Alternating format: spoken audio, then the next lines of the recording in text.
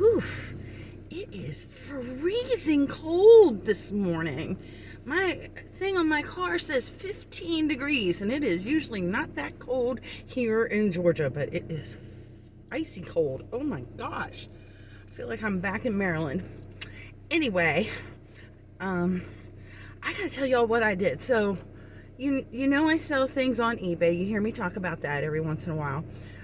I also sell on Poshmark, and I don't talk about it that much. Sorry, I'm trying to get my windshield thawed out too. I usually don't talk about that. I just started it a year ago, and I don't sell a lot of stuff on there. But I started thinking about the type of things that I have listed as far as clothing, because I'm really, on my eBay store is doing much better with hard goods. It's not doing so great with clothing either. And so I guess it was about a week ago, I went to Plato's Closet, which I don't normally go there because their prices are a little bit higher. Well, I know nothing about Plato's other than I believe they consign, and their prices are a little bit higher. So, you know, it's probably been years since I went there. So I went and I bought 5 different things, knowing that they would be in demand, higher demand. And basically I learned that really from listening to other YouTubers talk about things that they do with their Poshmark closets. So I'm learning about the brands that way, because a lot of it's not stuff that I wear, obviously, because I destroy my clothes when I'm working cleaning. So I buy these things, and I bought this North Face jacket. It was a medium, which that size is okay, you know, but it was a North Face jacket, and I know that they're really popular, and I paid too much for it. I really honestly did. I paid $25 for this jacket, and you know, hoping that I would get 75. So that's the first thing that I did that wasn't smart, but I did it, okay? The other things I got a couple things on clearance, and they had 20% off, and a couple things I paid like $8 or $10 their regular price for. So, yeah, and it was like 5 pieces, and I spent maybe a total of like $75, something like that. And I signed up for their little text notification for when they're having sales. So I left, I came home, I took pictures, I listed it on eBay, and I listed it on Poshmark, and crickets, you know, nothing's happening, and I'm checking my eBay, and I'm not even getting a lot of views and whatnot. And I'm looking at my Poshmark, and honestly, I'm lucky if I sell something like once a month on that platform. So I thought, you know, I need to get rid of some of this stuff. So I got brave. Boy, I tell you what, I woke up yesterday morning, and I was like, yesterday was Thursday, and I didn't have any cleaning customers that day. Somebody canceled, and I was like, all right, I'm going to make some money today. Yeah. Excuse me. So what I did was, because I listened to these things, right? I also listened to the Posh Babes on Spotify. I listen to those podcasts when I'm working. And I thought, all right, I'm gonna take a plunge here. I'm gonna run a sale on Poshmark for a name your price sale. That's pretty brave. So what I did, and next time I think I'm gonna do this a little differently. But what I did was I said anything between $15 and $50, make a reasonable offer. I did say reasonable, and I will accept your offer. Okay, my windshield's clear enough that I can drive. I gotta go to the post office, because wait till I tell you what happened. Ooh, I can't see. Okay, so I ran the sale. You know, I made my little graphic using Canva, and put in the description all the details, what the rules are, and posted that, and shared it. And then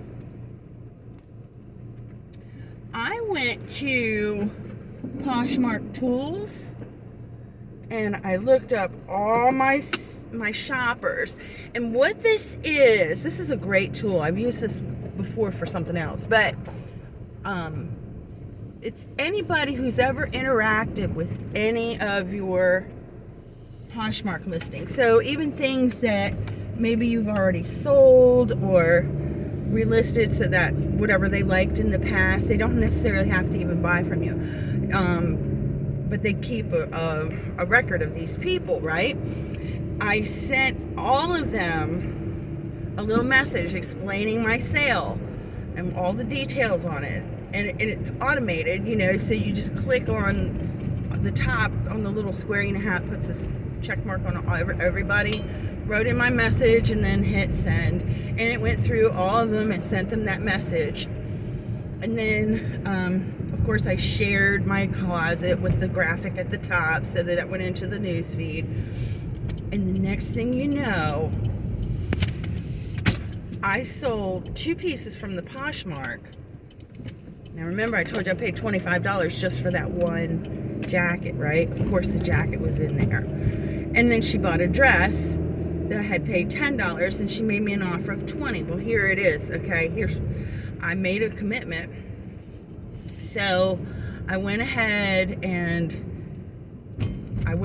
accepted the offer because I kind of had to. And I said thank you and so on and so forth. And she had liked later on a couple more things, and I sent her a message, you know, about that, and told her that I also have a discount on my bundle. And you know, I haven't heard from her on that, which is fine. Then somebody else bundled 6 things and ended up paying, I think they paid like $40 for that, which doesn't sound like a lot, but it was a bunch of old stuff that I really hadn't expected to move as well. They just haven't been moving. Sorry about the lighting, you guys. Anyway, she bundled like 6 things, made me an offer of $40, and some of it was little stuff. A lot of it was stuff that I had for a long time. One of which was this fruit bowl that I had. And to give you an idea of how things balanced out, I paid $1 for this fruit bowl. And so she bought that, and she bought a piece of depression glass and a couple purses and this little boot cuff thing that I had. So I broke even, really, is what happened. I broke even. But it was a very valuable lesson because, first of all, I learned the power of using those seller tools and just letting people know what to do. And then the other thing I learned was maybe not use some of the higher price things or some of the newer things, or maybe mark specific things in my closet that are included in that sale. So obviously not something that I just got a week ago and then, you know, losing money on it. But maybe even getting rid of some of the stuff that's under $10, you know, just to get rid of it, and make at least something back on it that I had, you know, maybe the price of what I had originally spent, at least, you know. So anyway, that was my experience. I would love to know if any of you have a Poshmark store or you buy on Poshmark, you know, what kind of sales do you run, or what kind of sales are the most interesting to you? Which kind do you like the most? Oh, what is going on with my car? It doesn't like this cold weather either. Good grief. So yeah, if you just let me know that. I'm on my way to the post office now. I have 2 big boxes, and just in case you're curious, the lady who bought the 2 glass pieces, I boxed them within a box. So in this big box here, this really big box, there's a box with the fruit bowl in it and a box with the depression glass in it, and then I usually put clothing and accessories and things like that into baggies or you know, little plastic bags, and they're in there, and everything's packed real tight. So yes. Oh, and I had to pay up for shipping on that one because the fruit bowl itself costs $5, and the Poshmark shipping, because they really have kind of a flat rate for shipping, even though you can give discounts, is up to £5. But I did figure out how to upgrade the label if for some reason you sell more than 5 pounds worth of goods. So that was my experience and my experiment, and I will definitely tweak it the next time I decide to run a sale. I think one of the things I'm going to do this weekend is when I get my 2023 calendar ready, which I am way behind on, I'm going to plan out specific big sales throughout the year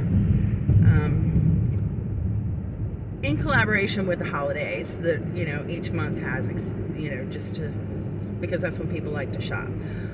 So anyway, I hope everybody has a good holiday. I'm not sure when this video is going to post, but all your happy holidays, Merry Christmas if you celebrate Christmas, Hanukkah if you celebrate Hanukkah, Kwanzaa if you celebrate Kwanzaa. I'm probably missing something, and Happy New Year to everybody. Please be safe, enjoy your time with your friends and family, and I will see you again.